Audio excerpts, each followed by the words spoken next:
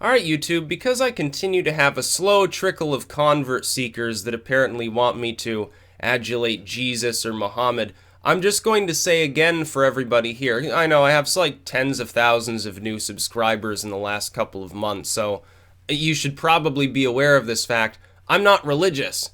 I'm apatheistic. I don't care if there's a deity. I don't care if there's a pantheon. I don't care about any of that crap.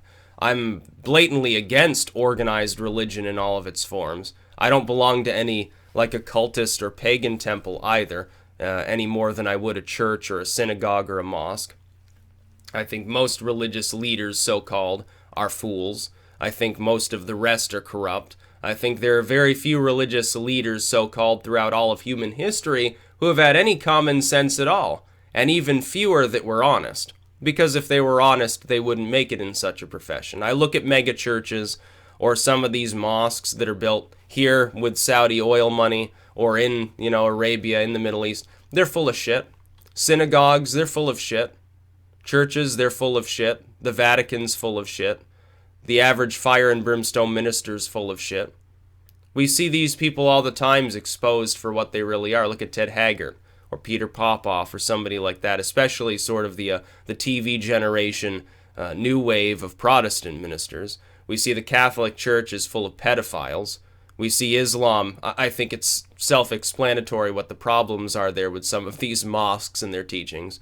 We look at the synagogue. What do we find there? Mohil's, doing literally abominable things that I won't even mention on video. You can just Google Mohil circumcision ritual or something like that.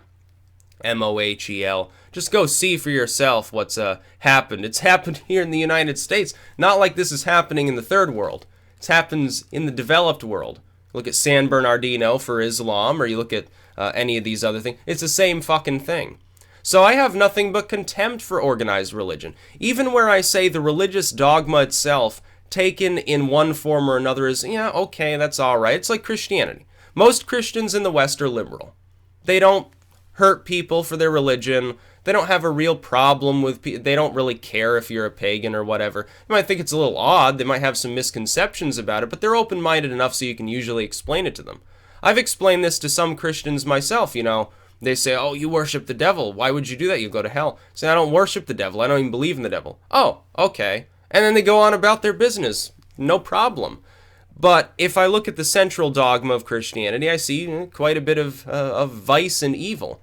And if I look, certainly, at the teachings of maybe the Pentecostals, Southern Baptist Convention, gyrating around screaming about hellfire all day, or if I look at the evils of the Vatican, yeah, it can be interpreted in such a way that it can do great harm. The Vatican, in the old days, used to do harm by being so morally traditionalistic that it would kill you if you suggested that the earth was not the center of the universe. Nowadays, they'll try to excommunicate you if you're not a total fucking multicultural social justice warrior. It's actually very funny to see how much God's mind changes over only a few small, short generations. 20, 30 years later, the Catholic Church has done a total 180 on virtually all of its teachings. It's hilarious. Oh, God changed his mind again. Pass it down to the little people. Hey, Pope, make sure to go remark on this in your next sermon at St. Peter's Square. I think probably the only Christian groups, it makes sense, the Unitarians, which are marginally Christian anyway, some of their teachings are okay. The Orthodox Christians are wiser than the Catholics or the Protestants for the most part, at least in my estimation. More nationalistic as far as culture goes, but I've never heard of them unduly trying to fuck other people over in their territory. They just want to be left alone to what they believe. Some of their singing is pretty cool too. Some of the Neo-Byzantine sort of stuff. Islam, like the Alawite that are fused with paganism to some degree, their teachings are more wise than what you'd see within Sunni or Shia Islam. There are some marginal groups, Sabaeans and so forth. Some of their teachings are more mystic. Within Judaism, you have the total nut orthodoxy, which, is totally involved with mysticism, totally off-kilter, to the point at which they're not even occultists, they're just lunatics. Then you have more of the standard orthodoxy. Some of them, they have these weird beliefs, like they won't even, touch a goyim or something like that. They're traveling on public transportation. They'll, literally put on a plastic suit or something to keep, like, the sin off them, I guess. Then there are liberal Jews, they just don't give a fuck. They just happen to be Jewish. This is the case within many organized religious movements. And oftentimes, the less organized the individual is, the less they take it seriously, the better off they are, which is pretty funny. Religion's supposed to help people, then why are all these fucking crazy-ass secularists that just keep it up as an ethnic tradition, why are they the happiest? Why are they the most well-off? It's a mystery. Could it be that their God isn't even real? That's what I believe. I do not, while I'm apatheistic, I'll say this. I'm apatheistic in the sense that if there's a Christian God, okay, send me to hell. I don't fucking care. If there's an Allah, okay, send me to whatever your hell is, you know, the land of the jinn or whatever. I don't care. If Judaism's real and I'm probably, you know, end up sleeping for the rest of eternity, yeah, that's okay. You know, a little bit of purgatory for 1,000 years. Okay, that's fine. I don't have a problem with that. But at the same time, I do not believe in the Christian God because it's a self-contradicting being that makes no sense. I don't believe in Allah for the same reason. I don't believe in the Jewish manifestation of what would become the Christian God either. I don't believe that these beings exist. I don't have any specific strong beliefs in any other system of deities because I don't care enough to even bother researching them for the most part. I'm much more interested in spirituality, purely speaking. I'm interested in anti-religion. I don't, why would people even need a priest or a pastor or something to tell them how to interpret some holy book? Just do it yourself. You're a Muslim, get the Quran. You go ahead and read it. You're a Christian, get the Bible, whatever of the thousands of variants you choose to believe in and choose to agree with. You go ahead and read it, interpret it how you want. Trying to lead other people, I don't think it's going to work very well. I always thought it was funny within Christianity. Of course, there's Jesus, who is perhaps even a mythical figure who never even existed in the first place, or is based on Apollonius or something like that. This figure says it's easier, the way is broad, and the way easy that leads to hell. The way is narrow and difficult that leads to paradise. Well, then why are there so many Christians in the world? Why is it the largest religion? I thought that it was a narrow path that leads to paradise, not a big-ass wide one. A fucking 6-lane highway. What are you talking about? Why is it that there are so many billions of Christians then? And virtually, you know, more than half of the world's population believes fundamentally in this general Abrahamic principle. Now, the Christians don't like it when you compare them with Muslims. The Muslims don't like to be compared with Christians. Nobody likes to be compared with Jews for some reason. I wonder why. But these three groups fundamentally stem from the same source. But it's not even from Judaism. I used to say, when I was less well-trained, I used to say, well, Christianity emerges from Judaism, Islam sort of emerges from a fusion of them both, with a little bit of Sabaean stuff on the side. It's older than that, because the Jews emerge from Babylon. Babylon emerges from Samaria. Samaria appears to emerge from whatever fucking weird-ass group was building farms in northern Syria around 9000 BC, and Göbekli Tepe earlier than that, before they even had copper tools. It's like, oh, yeah, these nomads, hunter-gatherers who, they didn't have domestication, they didn't have anything beyond the most primitive of stone tools.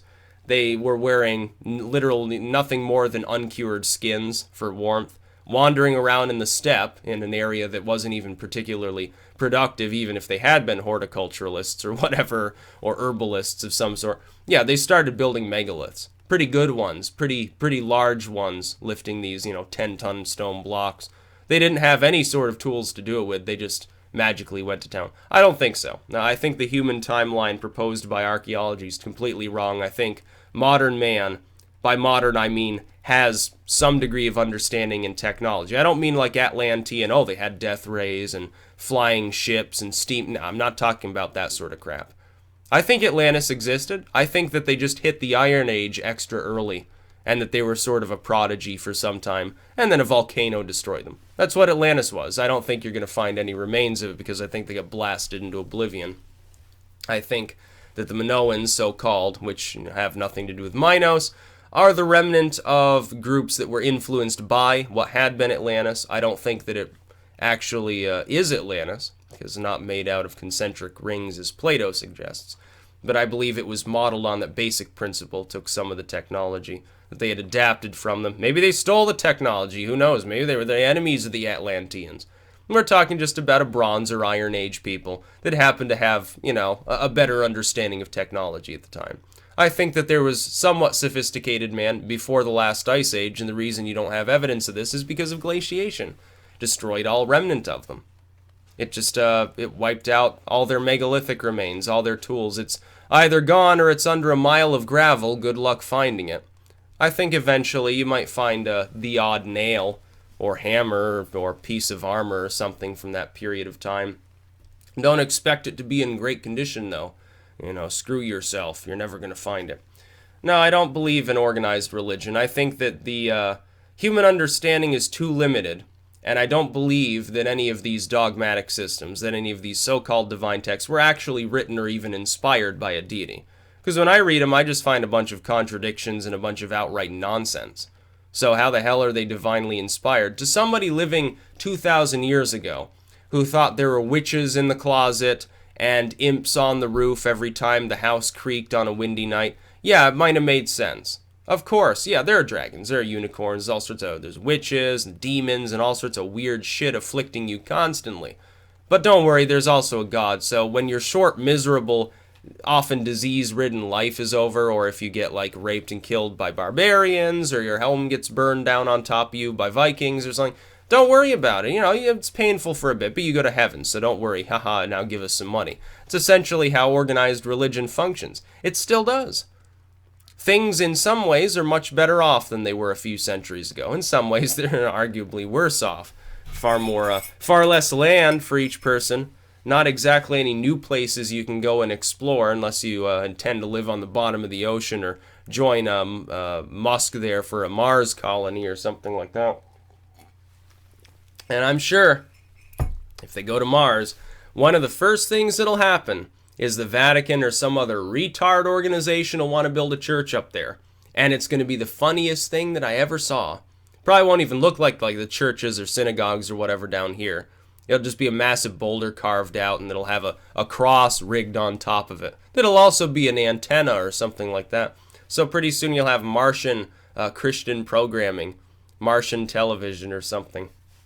It's not beyond our technological means, by the way. You may say sounds a little odd now. Yeah, so did the idea of flying before the Wright brothers, so don't worry too much about it. Just wait a few decades. You'll see.